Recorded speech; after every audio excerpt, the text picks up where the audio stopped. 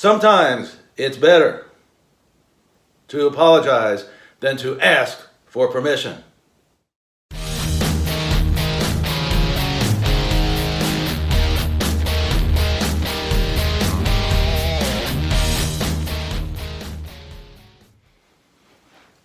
Well, how are you today? Welcome on in to the Blue Collar Psychiatrist. Today, we're going to talk about something that some may consider controversial, but sometimes you have to take action that it might be considered rash in order to achieve your goal. It's called, it is easier to ask for forgiveness than to ask for permission. One of the best examples I have and that I've experienced or heard about was about 30 years ago. I was working in a hospital at that time, and I heard about a case of a man who was a patient in that hospital who had tried to get transferred to another hospital, a sister hospital, where in his mind he could get treatment that was more suited to his condition, specialized treatment.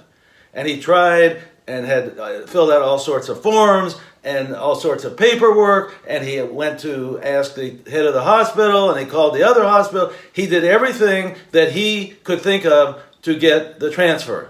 But he was always put off. He was always told that he would hear an answer within a week. But there was no answer forthcoming. He was getting more and more frustrated and, frankly, sicker and sicker.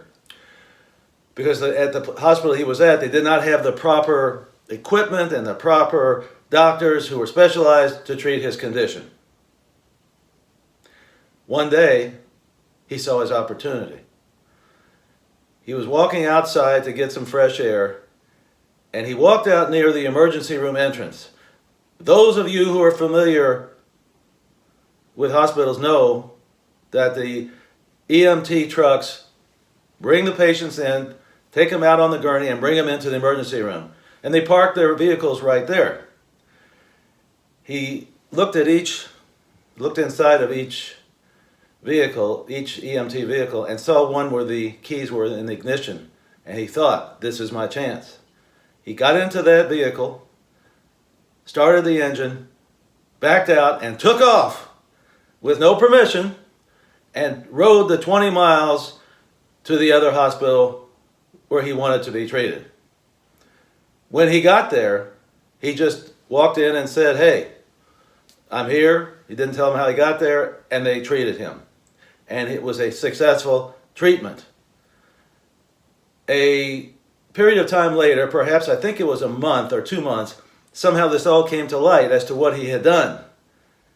And he was scolded. How dare you do this without permission? How dare you take matters into your own hands, rising above the level of the doctors and the administrators?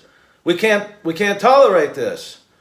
And the patient said, listen, I asked multiple times for a transfer to the other hospital, which was more appropriate for my needs, but nothing ever came through.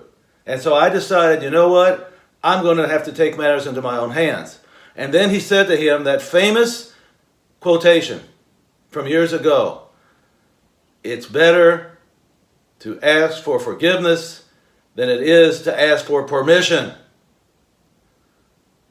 And they were flabbergasted. The administrators were flabbergasted when he told them that, and they really couldn't answer him because they knew he was right, but they were so entangled in their red tape and their own world of shuffling papers and arguing amongst each other as to what to do. He took matter into his own hands, and he did apologize, but he said, I'm sorry for any inconvenience, but I had to do it. I simply had to do it. No one was listening to me.